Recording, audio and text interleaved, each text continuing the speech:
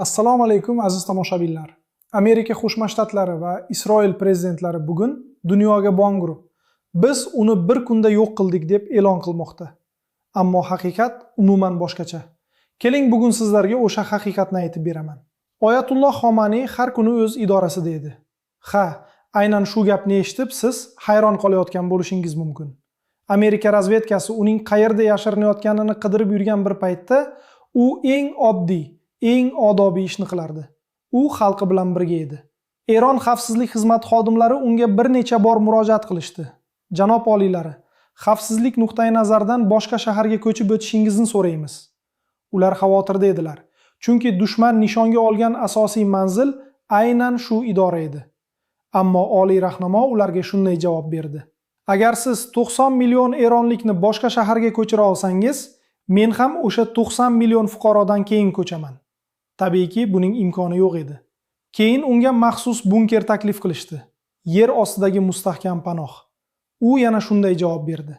Agar barcha eronliklar uchun yer osti bunkerlarini qura olsangiz, men ham o'sha 90 million fuqarodan keyin u yerga kirishga tayyorman.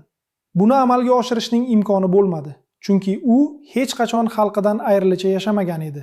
U o'z idorasida, o'z uyida qoldi. Va tong otar mahali Amerika va sionistik rejim samolyotlari uning qarorgohiga hujum qildi. Natijada u o'z rafiqasi, kelini va bir necha jonlar bilan birga halok bo'ldi va shahidlik maqomiga erishdi. Endi esa mana shu ko'zi ko'r g'ayridiylar dunyoga o'z tilida qotil deb tanitayotgan odam aslida kim edi? Bilib oling. Oyatulloh Xomaniy Eron diniy oliy rahnamosi, vatan va musulmonlar uchun hech narsadan qo'rqmaydigan sodiq inson edi. U 4 yoshidayoq Qur'oni Karimni yod olishni boshlagan. 11 yoshida diniy unvon olgan. Butun umrini islom va Eron xalqiga bag'ishlagan zot edi. Ming afsuslar bo'lsinki, yovuz g'arbliklarning soxta va'dalariga ishonib, bir necha oydirki qo'zg'olon qilayotgan Eron xalqi aldandi. Ular o'zlari bilan bir zamonda yashagan eng ulug' insonlardan biridan ayrildi. O'sha shirin va'dalar bergan g'arbliklar bugun Eronning tinch aholisini bombardimon qilmoqda. Qani, endi aytingchi, kim qotil, kim vatanparvar, kim haqiqatda insonlarni sevadi?